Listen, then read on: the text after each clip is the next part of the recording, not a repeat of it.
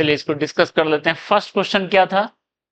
Inductor था और resistor था, ये 100√3 था और ये 100 ओम था, ठीक है। और इसके क्रॉस कितना था? 400 था।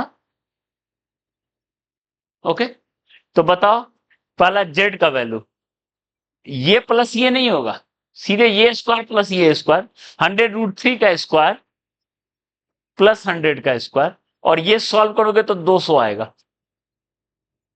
Second I R M S, तो E R M S 400 by Z 2 ampere. डेल, यहां tan इनवर्स क्या होता है? XL by R. और कौन लीड करेगा? 100√3 बाय 100√3, यानी कितना? 60 डिग्री, ठीक है। कौन लीड करेगा? वोल्टेज लीड करेगा। वोल्टेज लीड करेगा मतलब 2 एम्पियर अगर इस फेजर में ड्रॉ किए हैं तो 400 वोल्ट को हमको ऐसे ड्रॉ करना पड़ेगा 60 डिग्री,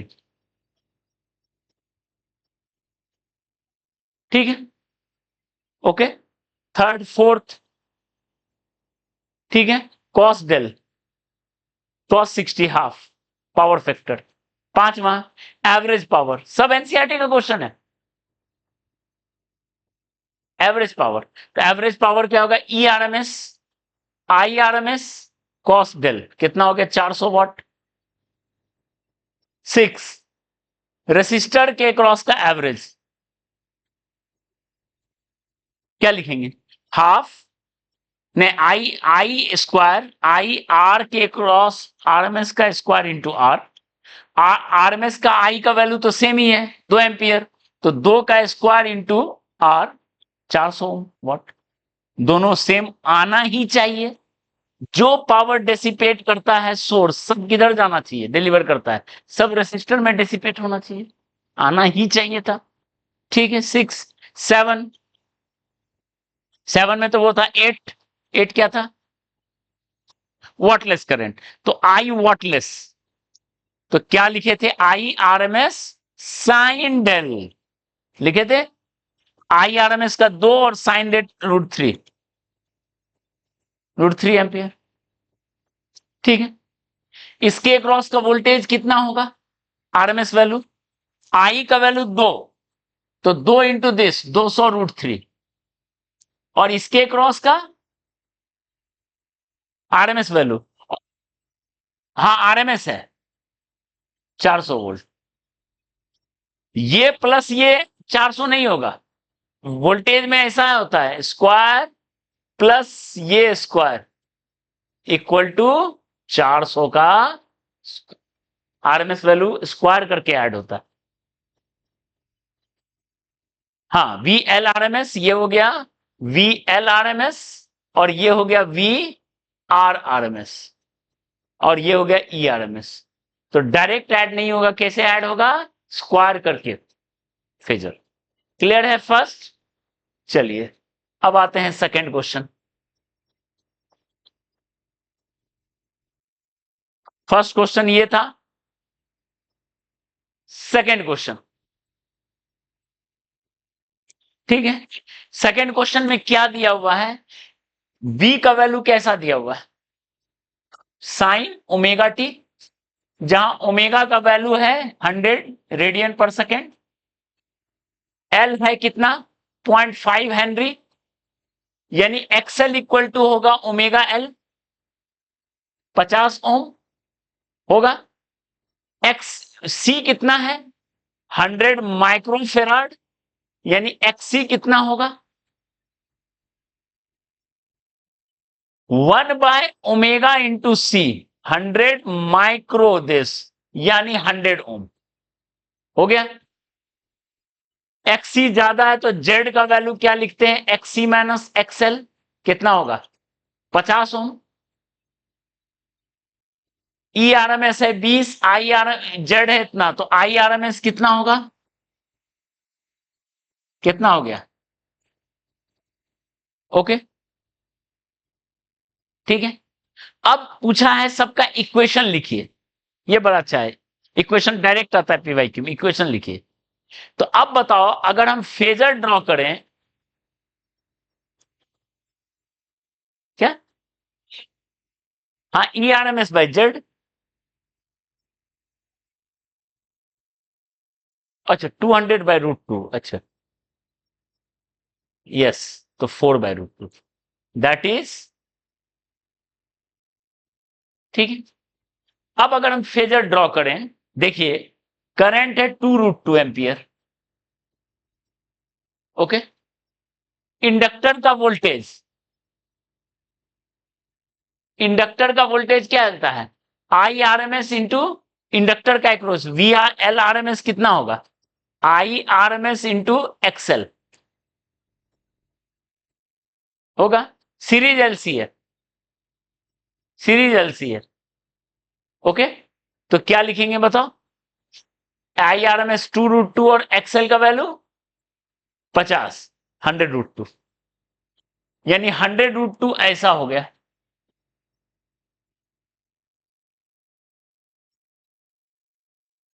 ये क्वेश्चन है सीरीज, क्वेश्चन हम यहां लिख देते हैं सीरीज, ये है दिया हुआ है सीरीज LC और इसके क्रॉस वोल्टेज लगा हुआ ऐसा, बाकी L C ओमेगा सब दिया हुआ है, ओके। तो ये 100√2 और ये कितना होगा, VCRMS, IRMS into XC, IRMS 2√2 और XC 100 कितना है 200√2, ये 200√2,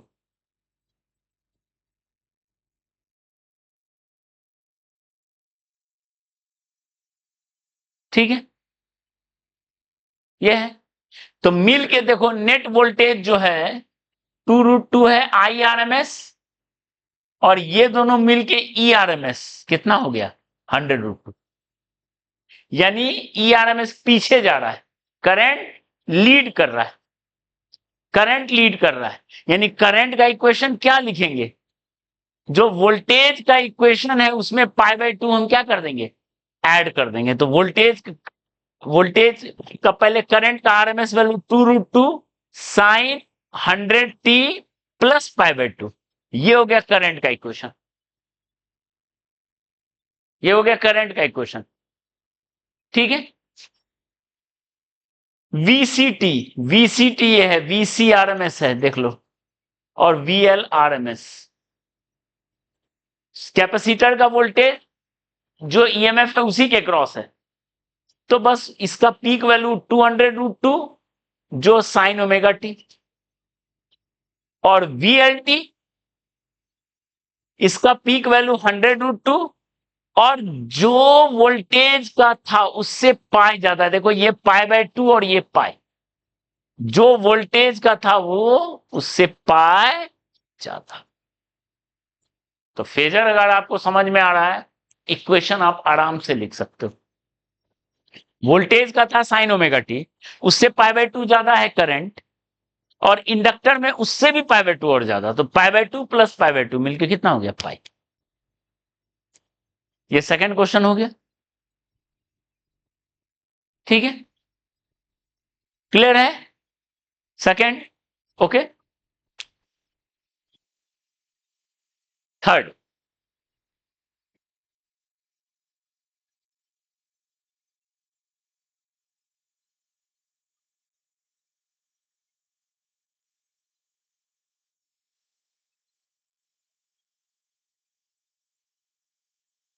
थर्ड क्वेश्चन देखिए,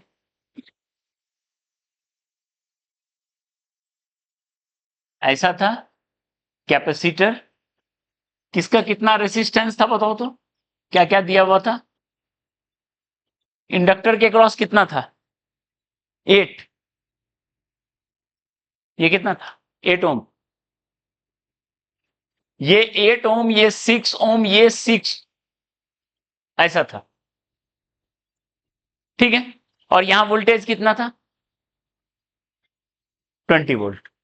अब देखो कैसे निकलेगा, पहले का Z1 ऊपर वाले का होगा 8² प्लस 6², और यही होगा Z2, दोनों होगा 10 ओम, यानी I1 RMS होगा 20/10 2 एम्पियर, और I2 RMS भी वही होगा, दोनों में करंट, इसमें भी 2 एम्पियर इसमें भी 2 एम्पियर, लेकिन क्या दो दो मिलके 4 नहीं होगा? एक का डेल वन कितना होगा? tan inverse XL by tan inverse 4/3 मतलब 53 डिग्री। और कौन लीड करेगा ऊपर में? ई लीड्स आई, ई करता है आई से लीड, I1। ठीक है, इसमें I1 नाम दे दिए ऊपर वाले को। और del two tan inverse XC by 3/4 37 degree. यहां पे कौन लीड करेगा? I2 लीड्स E, ऐसा होगा। एक में वोल्टेज लीड करेगा, एक में करंट लीड करेगा। तो अगर आप फेजर ड्रॉ करो तो 20 वोल्ट है ये।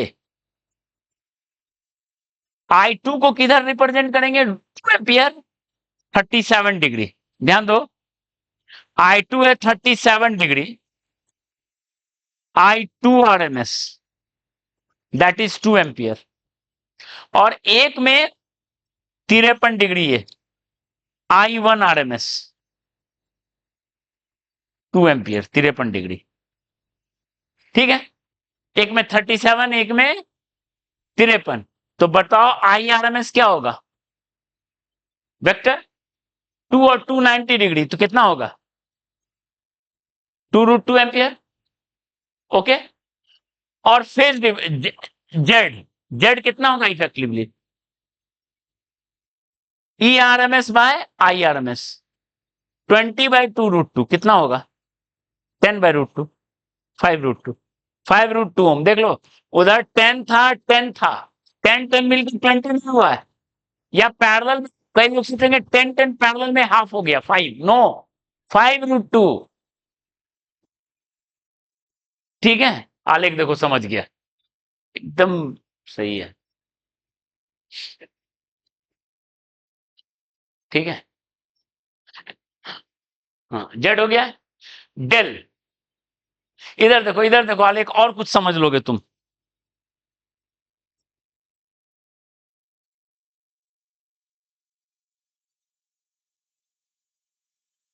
ठीक है, डेल कितना होगा? दोनों 90 डिग्री पे, तो 45 डिग्री पे जाएगा, 2√2।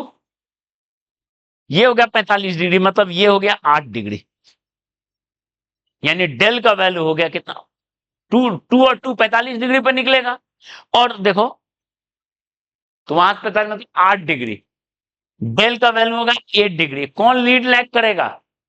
ई लीड्स 8 डिग्री। ये पूरा कहानी। ओके, ठीक है, लिखिए सीरीज LCR।